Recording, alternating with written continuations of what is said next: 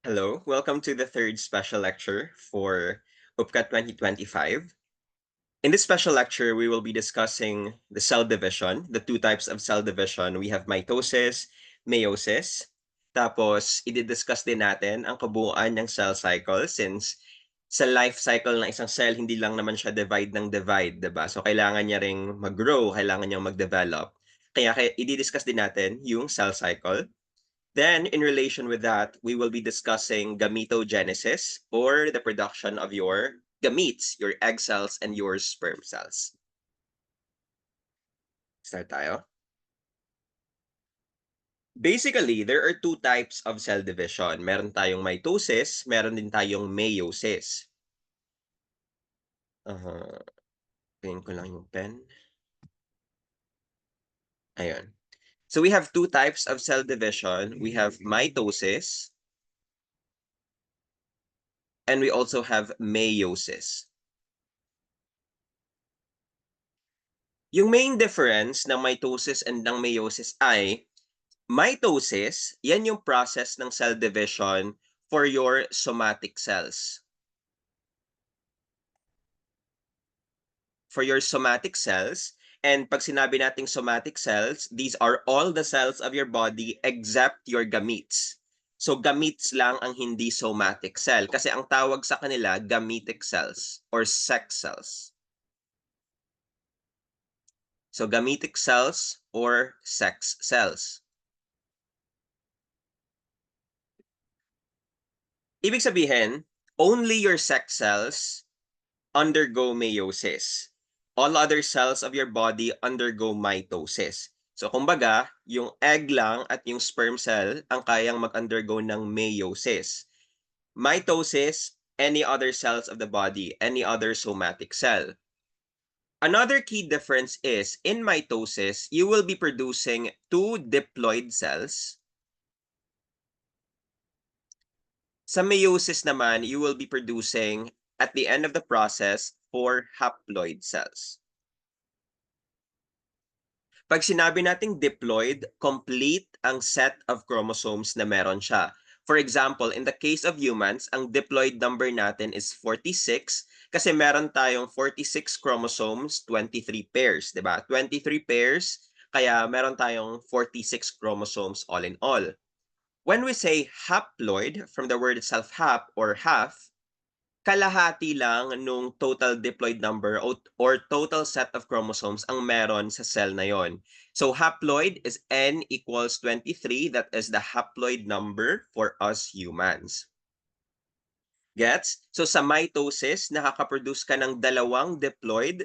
Sa meiosis, nakakaproduce ka ng apat na haploid. 1, 2, 3, 4. Ganyan. Bakit haploid ang napoproduce sa meiosis? Kasi si meiosis twice nagkakaroon ng cell division.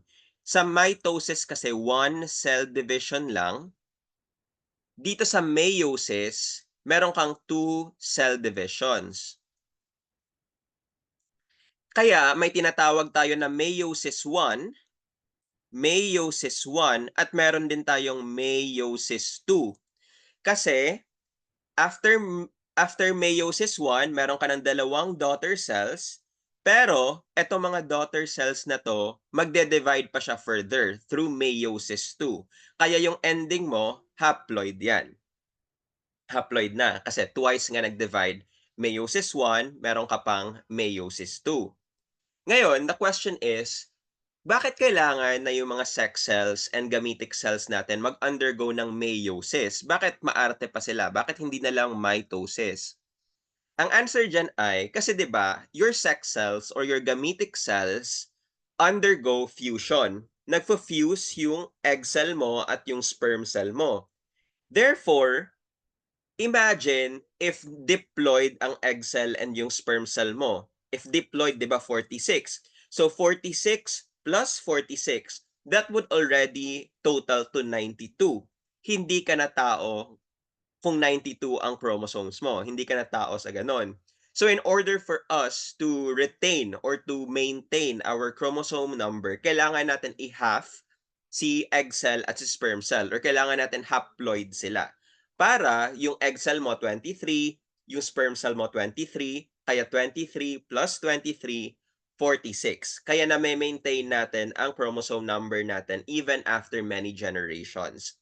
So again, kaya meiosis ang ina-undergo ng gametic cells natin to maintain our chromosome number. Okay. Ano bang next na i-di-discuss? Sige, next slide na lang muna.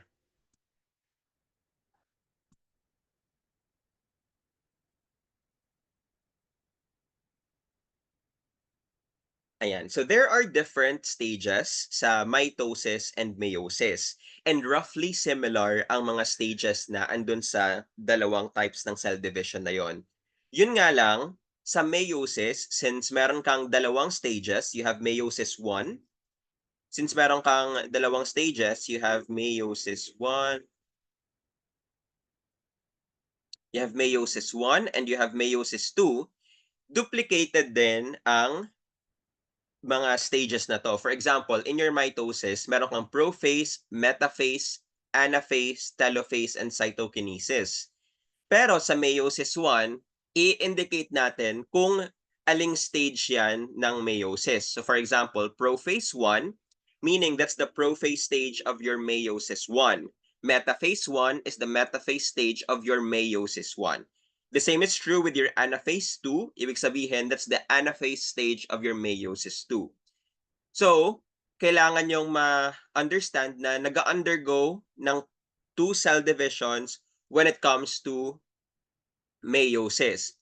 But the key difference is, 'di ba, in mitosis, before you enter mitosis, the cell needs to duplicate its DNA. Kailangan siyang magkaroon ng dalawang copies kasi para yung isang daughter cell niya magkaroon ng complete set of chromosomes, tapos yung isang cell naman magkaroon din ng dalawang set of chromosomes. Kasi 'di ba, it will divide into two. Um if this is your parent cell, if that is your parent cell, it will divide into two. Tapos these two daughter cells are diploid. So kailangan before siya mag-divide, si parent cell, kailangan niya munang i-duplicate ang DNA niya para mabigyan niya ng complete set ito si daughter A at mabigyan niya rin ng isang complete set of DNA si daughter B. And that stage kung kailan nagdo-duplicate ng DNA, yung cell mo ay tinatawag natin na S-phase. So S-phase ang tawag sa stage kung kailan dinoduplicate ang DNA. I-discuss yan natin further later when we get to the cell cycle. But I just want you to know na before the cell undergoes mitosis, during the S-phase niya, dinoduplicate niya ang DNA para magkaroon ng copy ang isang daughter cell, magkaroon din ng isang copy ang isa pa niyang daughter cell. Ngayon, sa meiosis, nangyayari lang ang S-phase during meiosis 1. Sa meiosis 1 ka lang nagdo-duplicate ng DNA. Pagdating sa meiosis 2, there is already no duplication of your genetic material. No duplication. Yan yung dahilan kung bakit nade-divide na into half yung set of yung chromosomes mo. Kasi, kaya siya nagkakaroon na ng 23-23 kasi wala nang duplication at all na nagaganap dyan. Kaya, gaya ng sabi ko kanina, yung ending sa meiosis ay 46-46, pero dito sa meiosis, yung ending niya ay 23, 23, 23, 23. Okay? I hope that's clear. Ngayon, let's discuss each stage of the cell division. And basically, halos same lang din naman ang prophase ng metaphase sa prophase ng meiosis 1 and meiosis 2. May mga slight differences lang. The same is true, kunyari with metaphase. Sa metaphase, parehas lang din siya sa metaphase ng meiosis 1, meiosis 2. Very minor ang differences. Okay, let's start with your prophase. Prophase is the stage of cell division kung saan nagko-condense na yung chromosomes mo. Bakit kailangang mag-condense? When we say condense, ginagawa nating more compact or more packaged ang DNA natin. Bakit kailangan naka-package at more compact? Kasi mas madaling mag-divide at mag-segregate kung naka-package na siya. For example, ikumpara mo 'yan sa isang factory. Mas madali bang mag-segregate kung nakakalat lahat ng mga products mo diyan sa factory niyo, 'di ba hindi? Mas madaling mag-segregate into two if yung mga products niyo ay naka-box-box na, very organized na, very packaged. 'Yan din ang ginagawa ng DNA natin. Pina-package niya muna ang DNA niya, ginagawa niyang condense, so that's what we call chromatin condensation. Kino-condense niya muna or kino-compact niya muna ang mga DNA, ang mga genetic material niya, para mas madali siyang i-segregate into one daughter cell and ma-segregate into the other daughter cell. So that's what's happening in the prophase stage. Nagkakaroon ng condensation ng chromosomes. Sa prophase stage, nagsa-start na rin mag-breakdown ang nuclear envelope kasi 'di ba, kailangan mo nasa loob kasi ng nucleus yung genetic material mo. So, para makalabas sila, kailangan mo rin i-breakdown yung nuclear envelope. Yan yung nangyayari sa prophase stage. By the way, sa pagko-condense ng DNA, ira-wrap around mo siya around specialized proteins para mas effective ang pagko-compress sa kanya, para kapit na kapit siya and effective ang pag-wrap, pagko-condense mo sa kanya. So this genetic material or the DNA is wrapped around special proteins which we call as histones. Bakit effective ang pagko-compress if may histones ka? Yan ay dahil DNA is negatively charged. Negatively charged ang DNA mo because of its phosphate component. May phosphate kasi yung DNA natin, 'di ba? In its backbone, may phosphate backbone ka. The histones are positively charged. So, kumbaga, if this is your DNA, ganyan, i-wrap around mo siya around specialized proteins called your histones. So, yung mga bilog-bilog na yan, those are your histones. Tapos kunyari, this is your DNA. Your DNA is negatively charged, your histones are positively charged. Therefore, if i-wrap around mo si DNA around these histones, very effective ang packaging kasi nga opposite charges attract. Since positive si histone, negative si DNA, pag ginamitan mo ng histone yung DNA mo in packaging, kapit na kapit siya kasi nga very attracted, parang magnet lang, 'di ba? So ganyan. So that's what's happening in your prophase stage. As you go to your metaphase stage naman, punta tayo dito sa metaphase stage. Ang nangyayari diyan, yung mitotic spindles mo, itong parang mga kamay, ayan, those are your mitotic spindles. Mag-e-extend sila from the other poles or from the opposite poles of the cell. So, nag-o-originate yan dito sa magkabilang dulo ng cell mo, tapos mag-e-extend yan siya ng mag-e-extend hanggang sa makapitan niya yung chromosome. Bakit kailangan niyang kapitan yung chromosome? Para maggalaw-galaw niya kasi mahirap i i-maneuver yung chromosome if hindi mo siya makakapitan, 'di ba? Hindi mo mako-control yung chromosome, hindi mo siya mada-drag, hindi mo siya mamo-move if hindi makakakapit yung mitotic spindles.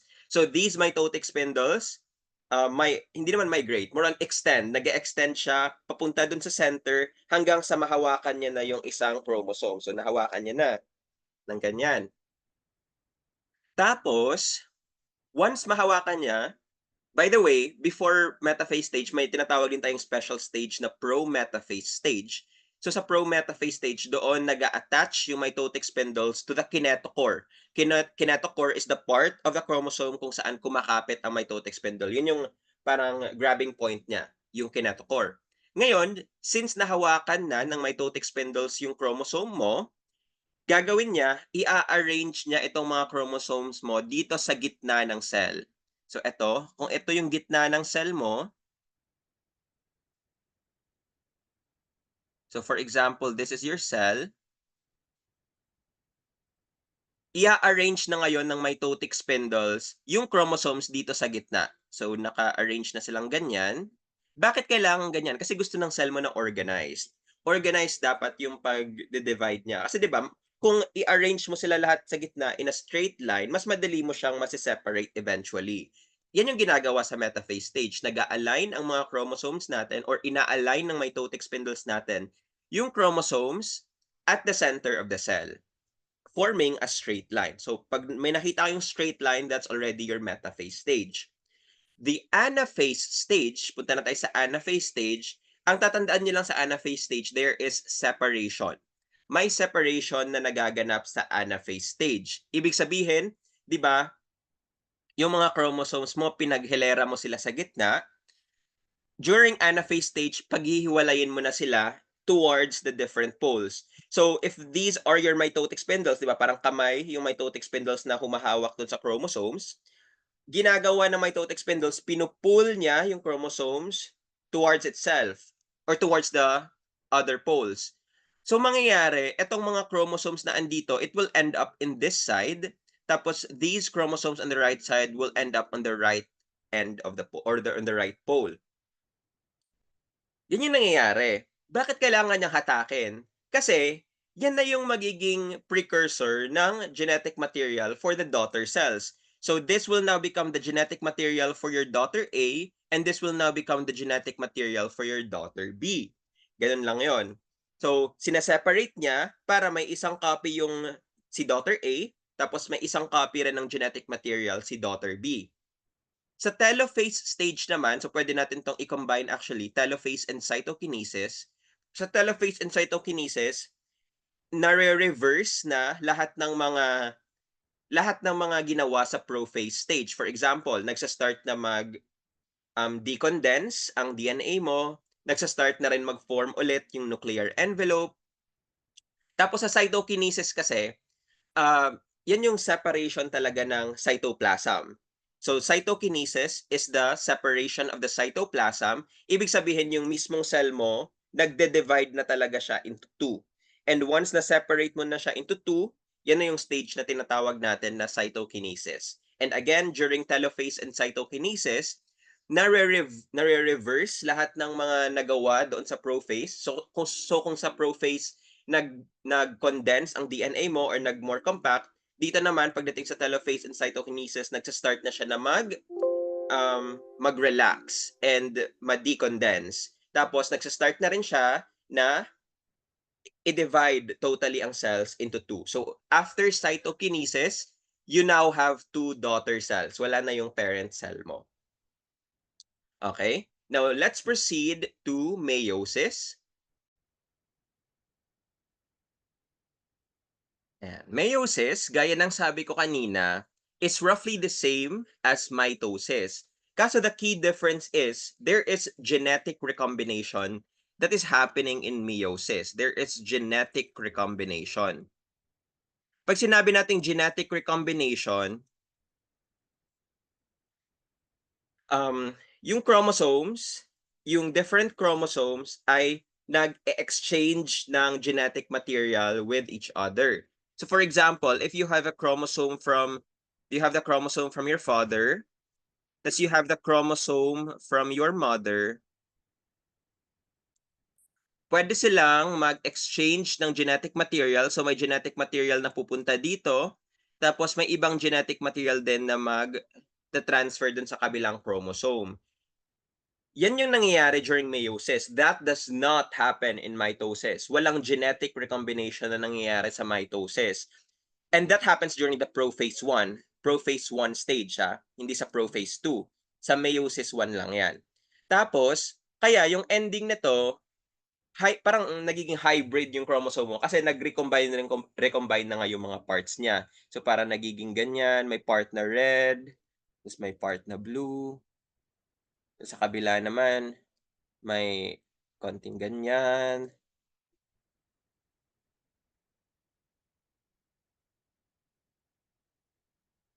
Ayan, basta gets nyo na yan. Gusto ko lang sabihin na nag-recombine yung mga chromosomes, kaya totally different na yung set of chromosomes on each arm. Kasi pinaghalo na yung chromosomes ng mother and father mo. Now, that is the reason why kahit parehas lang naman kayo ng parents ng mga kapatid mo, magkaiba pa rin ang itsura nyo. Kasi magkaiba yung way ng pag-recombine ng mga chromosomes. Kasi very random. random actually yung genetic recombination. Wala pa tayong model para mahulaan kung paano mag-recombine ang chromosomes. Very random siya.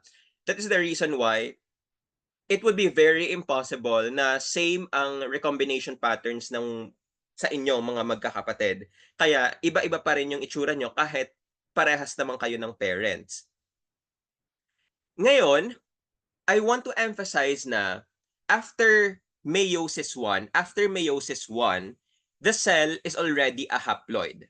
Haploid na siya after meiosis 1. Remember that, haploid na. Kaso, although haploid siya, hindi pa separated ang mga sister chromatids. Kasi this is one chromosome. For example, let's say this is chromosome 1. Ayan.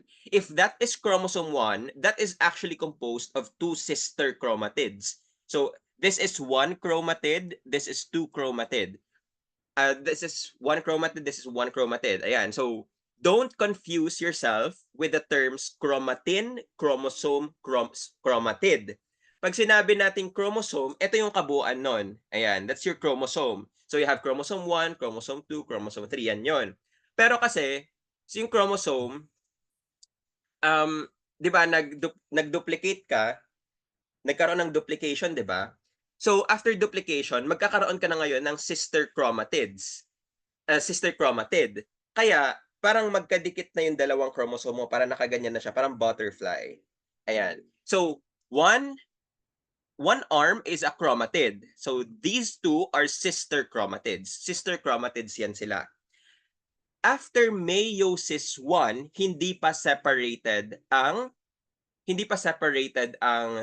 sister chromatids mo. Magkadikit pa yan sila after meiosis 1. Gaya dito sa illustration. Ayan. Ayan. Gaya sa illustration, dito sa picture, tingnan mo, ayan, yung arrow ko.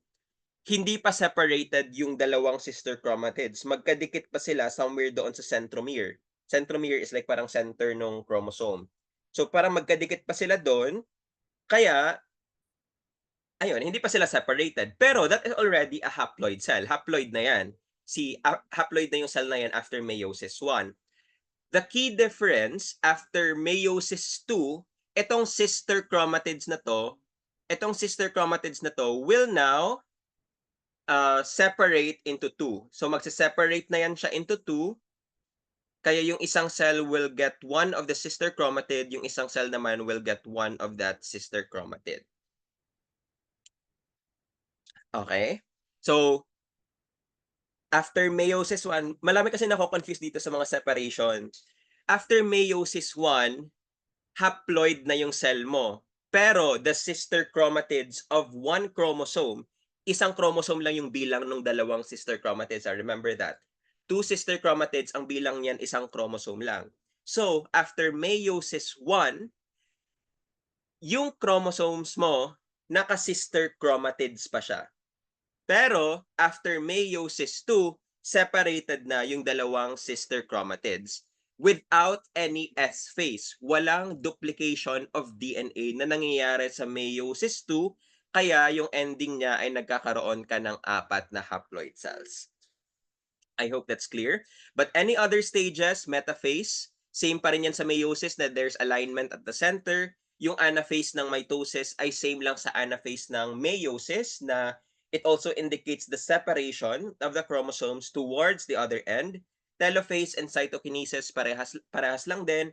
Diyan na nangyayari ang pag-migrate noong chromosomes natin dun sa other poles, nagsa-start ng mag-decondense, nagsa-start na mag-break, nagsa-start na mag-reform ang nuclear envelope, then nagsisplit na totally into two through a process called cytokinesis. So again, cytokinesis is just the division of your cytoplasm kung saan the parent cell totally divides into two daughter cells. So these are the different steps of your cell division for both mitosis and meiosis. And again, one of the key difference is during meiosis, there is genetic recombination. Mitosis, walang genetic recombination. Okay. Okay. Let's now proceed to spermatogenesis. So sa spermatogenesis, syempre, this will undergo meiosis. This will undergo meiosis kasi sex cell nga siya. Pero hindi ibig sabihin na nag-undergo na siya ng meiosis ay hindi na rin siya pwede mag-undergo ng ng mitosis. Pwede rin naman. Pero in the formation of your sperm, in the formation of your sperm, wait lang, explain ko lang muna. Bakit kailangan niya mag-undergo ng mitosis? Kasi, ayaw mag-ano, wait.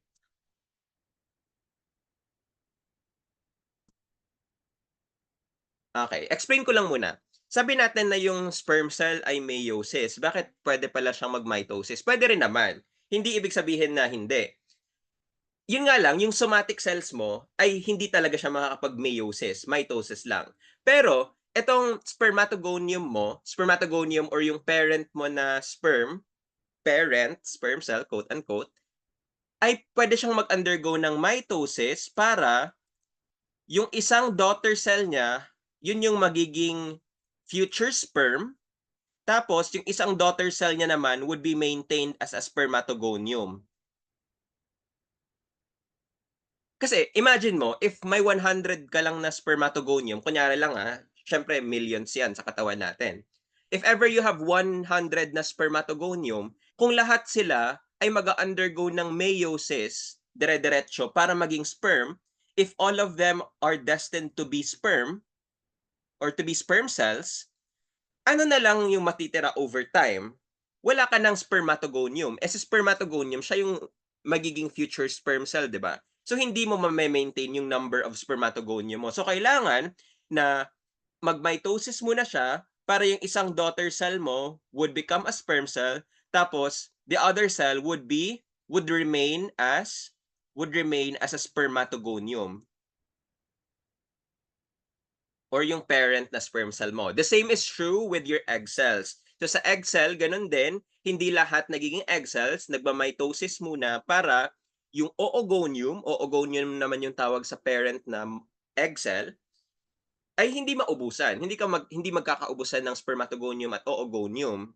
Kaya may mitosis muna na nangyayari. Okay? I hope that's clear. Pero generally, gametic cells and sex cells undergo meiosis, pero yung somatic cells mo, hindi nila kaya mag-undergo ng meiosis. So what happens is, spermatogonium, di ba? Your spermatogonium undergoes mitosis. So ilagay na lang natin dito yung isang, niya, this will become a spermatogonium.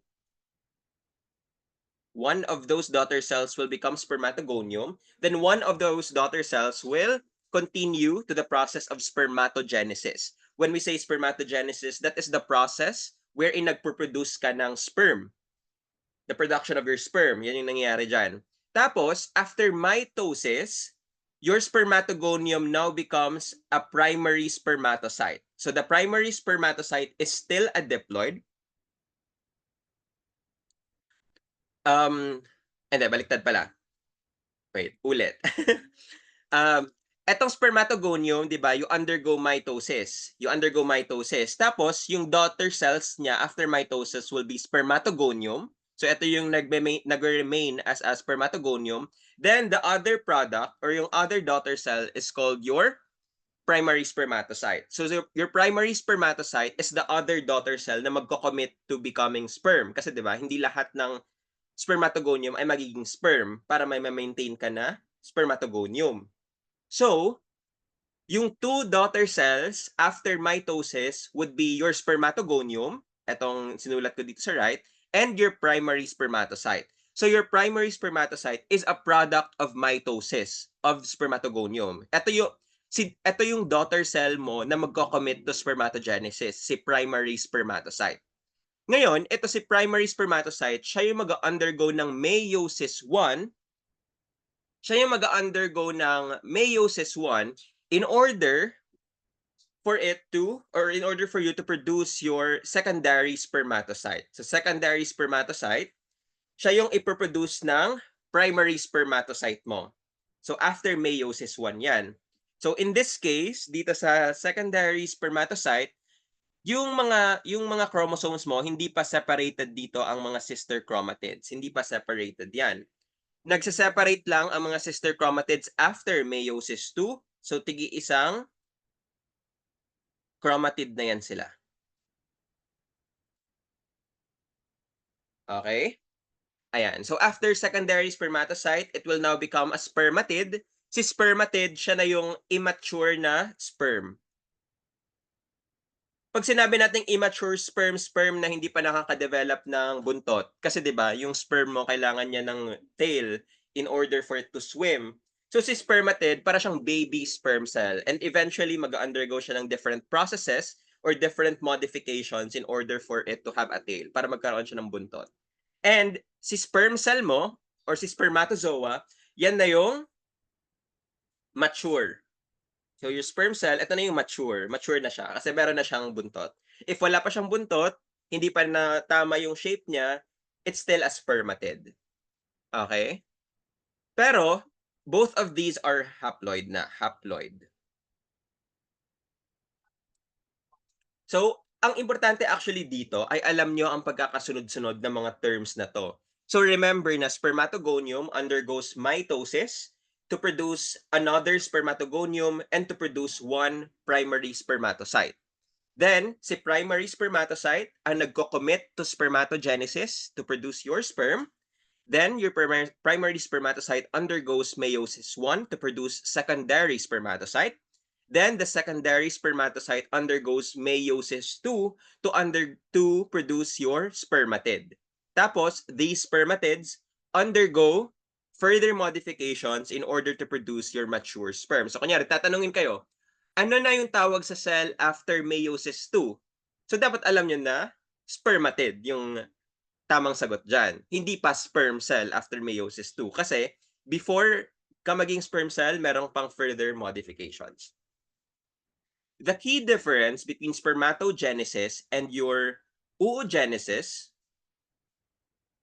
this is your oogenesis or the process of producing your egg cells. The primary difference is there is asymmetric division. There is asymmetric cell division when it comes to your oogenesis. Remember kanina na roughly similar ang size ng lahat ng mga products ng spermatogenesis. Halos pare-parehas ang size ng mga sperm mo. But when it comes to oogenesis, may isang naiiba. Look at this. May isang sobrang laki, may tatlong sobrang liit. Etong etong malaking product na to that is now your mature ovum. Tapos eto namang tatlo na maliliit, these are your polar bodies. Tapos remember na these polar bodies are discarded. Itatapon lang sila. Hindi sila magagamit in the future. These will be discarded and sa future ovum ang gagamitin natin. Ito yung functional na product. So again, 'di ba sabi ko, oogenesis may 4 na products din kasi meiosis nga. 3 doon, i-discard, itatapon, walang gamit na 'yon. Yung gagamitin lang in order to become a mature egg cell ay isa lang, si mature ovum. The question is, bakit kailangang asymmetric ang division for oogenesis? The answer to that is, remember na when your sperm